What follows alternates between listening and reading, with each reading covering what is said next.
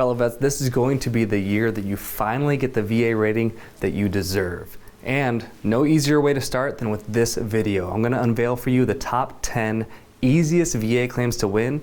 This may differentiate from what you've seen, and number one might shock you. Stay tuned. I'm Jordan Anderson, VA Claims Academy. Let's get into it. So number 10, and these only get better from here, is respiratory conditions, specifically underneath the PACT Act. A big misconception for the PACT Act claims are that, hey, I need a Nexus letter, I need to do all this. It is not a big deal. You do not need a Nexus letter. These are presumptively service-connected conditions. Yeah, you might be waiting in line for a little while, but it is straightforward. This could be you. Make sure you check the presumptive list linked in the description below to see if you qualify.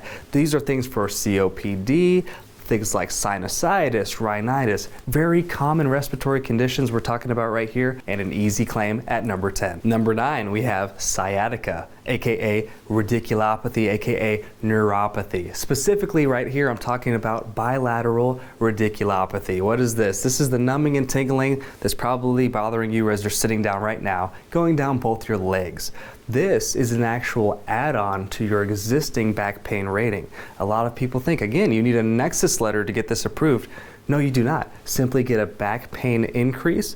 During the C&P exam, you talk about your numbing, your tingling in both legs, and this could be added on in addition to your back rating. And guess what? It's a high value one. Moderate radiculopathy is weighted at 20% for left, 20% for right leg if you have it in both legs, plus a bilateral factor multiplier, which I won't get into today, but that means more money in your pocket at number 9. And at number 8, we have one that we specialize in, a very underutilized route, which is a high value claim in at usually targeting a 60% rating, because anything that's digestive that affects the way that you metabolize your food and your nutrients has a massive systemic impact. That's in my opinion, that's in lots of medical journals' opinions, and this is where a 60% rating can come in. During the service, we were all handed loads of those candies that they gave us, right? The big old 800 milligram ibuprofen tablets. Oh, take some Motrin, change your socks. Turns out that these massive doses of, it's called NSAIDs, non-steroidal anti-inflammatory drugs, wreak absolute havoc on the GI tract. They're talking overstimulation of stomach bile, triggering things like GERD. So if you have a back rating, if you have a knee rating, an elbow rating, and you're prescribed ibuprofen for this, a GERD rating, provided that you have a diagnosis for it, could be an easy service connection through a Nexus letter at number 8. In at number 7, we have another high value claim, migraines. This could be something that is caused by multiple different conditions. I'm talking about conditions that you're already service connected for, like tinnitus, right? Ringing in your ears, which is disappearing soon. Stay tuned because we're going to talk about this later on the list. I'm talking about maybe a TBI, traumatic brain injury, or your insomnia. It could be an injury that you sustained during service, or a mental condition. One common thing is you had a neck injury, you're getting compensated 10% for your neck, let's say. Guess what? That tightness in the neck creates a tension headache. It starts at the back of the head, now it starts irradiating and you get a migraine.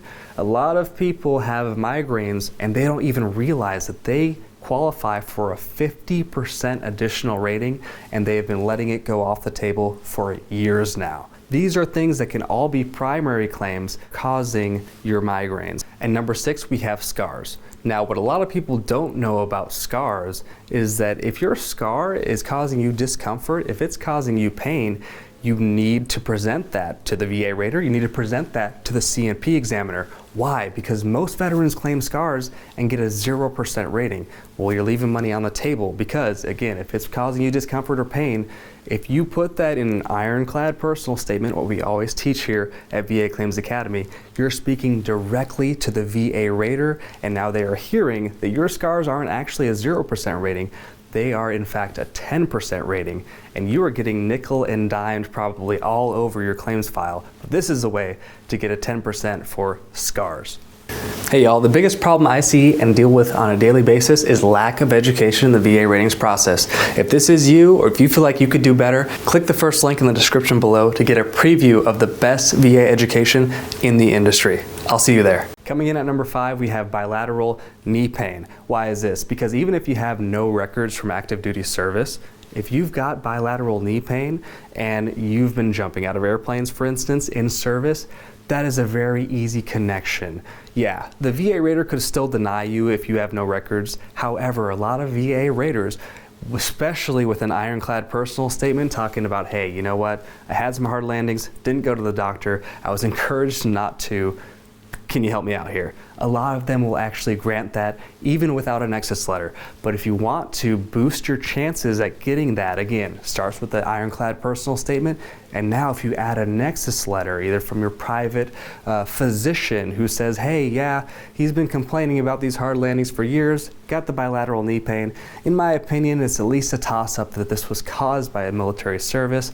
That's the best way to optimize that bilateral pain. And guess what? Again, that word bilateral, that means that we also get the bilateral factor bonus to this rating. And at number 4, we have the dreaded but high value back pain. Again, if you have no records during service, but you were doing road marches, you were doing marathons, you were doing this crazy PT training, holding a 70-pound pack, all this obviously has wear and tear for your back, but how do you translate that into a real VA rating? Well, number 1 is translating your true story into what the VA needs to hear, which is something we specialize in educating our clients on. We call that an ironclad personal statement, but also, what about a Nexus letter? Your personal chiropractor who's been seeing you, all these private doctors who have been seeing you for these years, they all have an opinion, they probably got your back. Getting that on document could be the difference maker in getting this high value rating. If you cannot bend past your kneecaps right here, bending forward without pain, that should qualify you for, guess what, a 40% rating just for the back.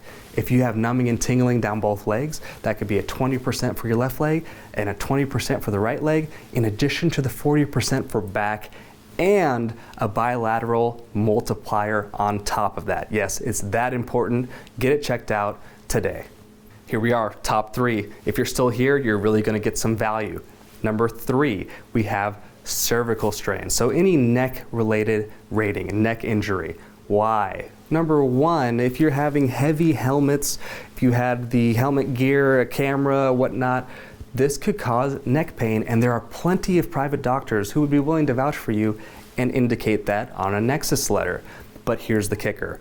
Neck is usually at slightly less value than back for the actual rating itself, but we already talked about the bilateral radiculopathy. We talked about the legs. For the neck, you can get bilateral radiculopathy upper. What does this mean? That pain that is shooting down from your elbows to your pinkies, this can qualify you again for an additional 20% left plus 20% right plus bilateral multiplier. And yes, you can stack that with the bilateral lower from back as well.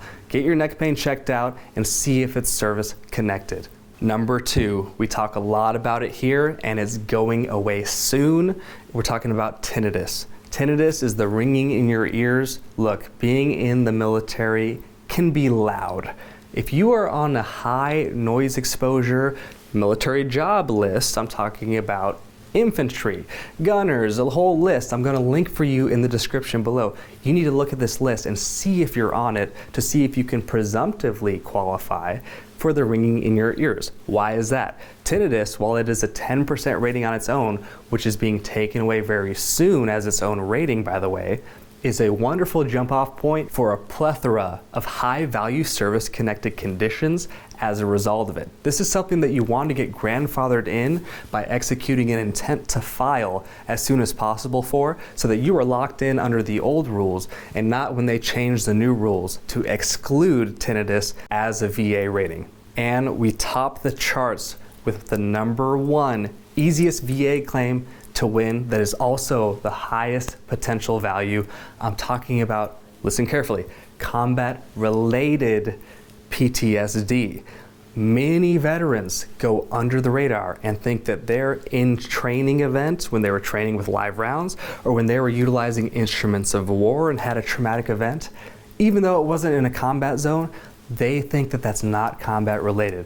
Well, look, as I had in a previous video here, according to the CRSC, combat related means that you're utilizing instruments of war, things like boats, things like submarines, things like live rounds, ammunition, or you're simulating combat. So even training, if a traumatic event happens during these things, it is combat-related PTSD. Why is that important? Because combat-related PTSD differs from non-combat PTSD because you no longer need proof of the stressor event, nor do you even need a Nexus letter. What do you need? You need to translate your true story, like I always say, into what the VA needs to hear through a solid personal statement, and then fill out Form 210781.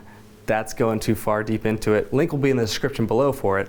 And you can get a, on average, 70% rating. There you have it. This was a powerful list. If you need to go back and rewatch anything, please do so, because this is the year that you get rated what you deserve. If this led to any light bulbs going off for you or inspiration that, hey, maybe I can do this, make sure you share this with someone else who needs it, because it's a rough spot for people who feel underrated and discouraged. They will appreciate you for it. Until the next one, I'm Jordan Anderson. Cheers.